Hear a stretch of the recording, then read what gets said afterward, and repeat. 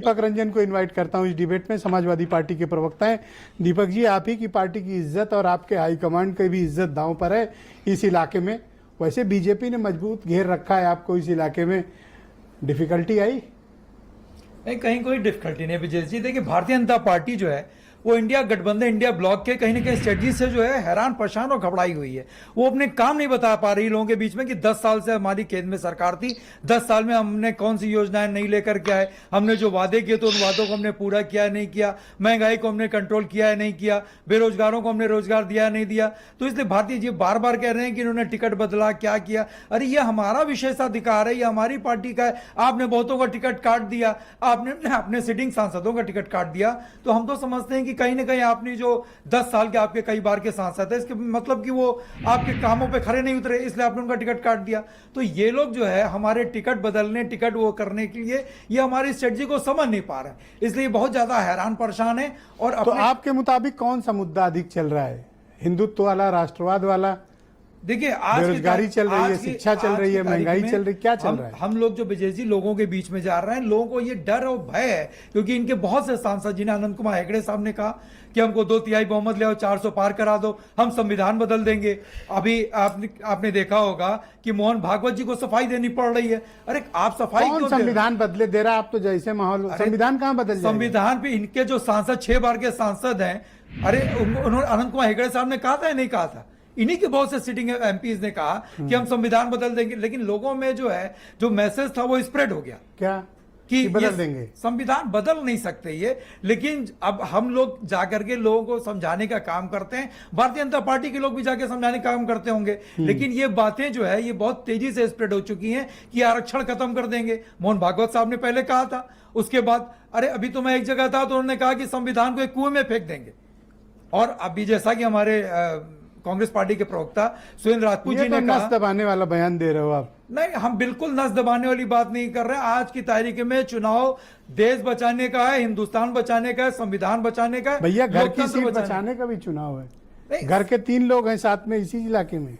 3 तो देखिए, 3 नहीं, हम 10 सीटों पे लड़ रहे हैं। जो थर्ड फेज के चुनाव है, हम 10 जैसे 3 सीट घर वाली बात कर रहा हूँ। घर, पूरा घर हमारा है। उत्तर प्रदेश हमारा परिवार है, उत्तर प्रदेश हमारा घर है। उत्तर प्रदेश का एक एक विधानसभा जो प्रत्याशी लड़ रहे हैं हमारे घर के हैं, हमारे परिवार के हैं। और जैसा कि अभी सुरेंद्र भाई साहब ने कहा, सुरेंद्र राजपूत जी ने कहा कि अयोध्या गए थे, मुझे आने में 5-7 मिनट इसीलिए देर हो गया क्योंकि मैं भी अमेठी से आ रहा हूँ। अच्छा, ये महाराणा प्रताप की मूर्ति वाला विवाद क्या है? आप लोग क्यों ऐसा काम किए? बिल्कुल आपको इल्जाम लगाने का बिल्कुल गलत है। उस पे क्यों चढ़े आप लोग? उसको म्यूट करके बिल्कुल गलत है। लोग महाराणा प्रताप जी की, समाजवादी पार्टी ने सिद्धे महाराणा प्रताप जी की जयंती पे छुट्टी डिक्लेयर की थी। ये भारतीय जनता पार्टी के लोग हैं, इनसे पूछिए कि उन्होंने इस छुट्टी को निरस्त किया है नहीं किया। समाजवादी पार्टी के लोग ऐसा कतई नहीं कर सकते। आपने देखा होगा कि उसको बीप करके, उसको म्यूट करके इन लोगों ने किस तरीके से, और अभी आपने देखा होगा, उस ऑडियो की तरफ मैं नहीं जाना चाहता, एक वीडियो में खुलेआम जो है गंदी गंदी गालियां, अपशब्द का इस्तेमाल किया। उनके खिलाफ क्या कार्रवाई की? उनके खिलाफ क्या कार्रवाई की? उस पर भी कार्रवाई होनी चाहिए। बिल्कुल ठीक कह रहे हैं, उस पर कार्रवाई होनी चाहिए। लेकिन आपके लोगों ने ऐसा क्यों किया?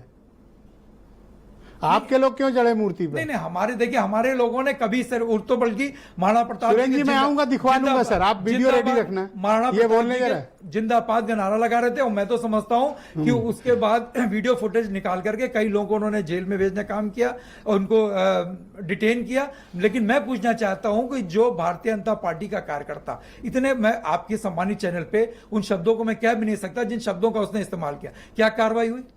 उसमें भी तो वीडियो अच्छा, कुछ लोग ये कह रहे हैं कि तीसरे फेज में चूंकि आपके समाजवादी पार्टी के हाई कमांड की फैमिली की 3-3 सीटें हैं, तो कुछ लोग ऐसा कहते हैं कि बीजेपी ने ऐसी रणनीति बनाई कि आप लोग इसी फेज में फंसे रह गए और आधा चुनाव निकल गया।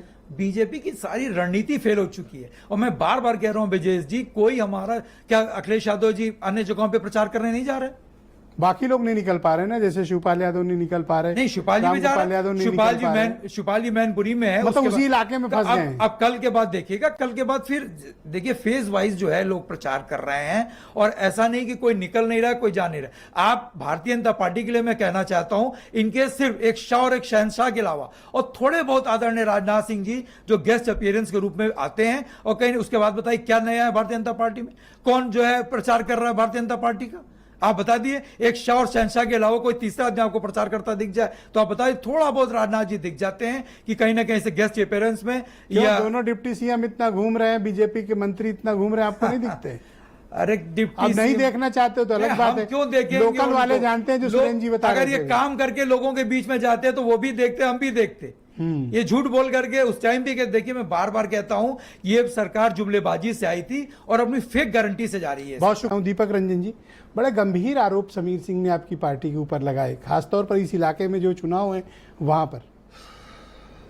समीर सिंह जी से ये पूछे ब्रजेश जी कि मसूद अजहर को किसने छोड़ा था, और जिनकी ये बात कर रहे हैं उनको पद्म विभूषण देकर के उनको विभूषित किसने किया था, और निपेंद्र मिश्रा जी आज की तारीख में कहाँ हैं। और मैं ये नहीं समझ पा रहा हूं कि इनको यही नहीं पता कि बैकवर्ड समाज से आते हैं, कहां थे। अरे आदरणीय नरसिंह पटेल जी चुनाव लड़ रहे हैं लोकसभा का, पूरे प्रदेश का दौरा नहीं कर पा रहे हैं, इसलिए अभी उनसे कह करके उनको पाल समाज के एक हैं श्यामलाल पाल जी, ये नहीं ये इनसे क्या मतलब है?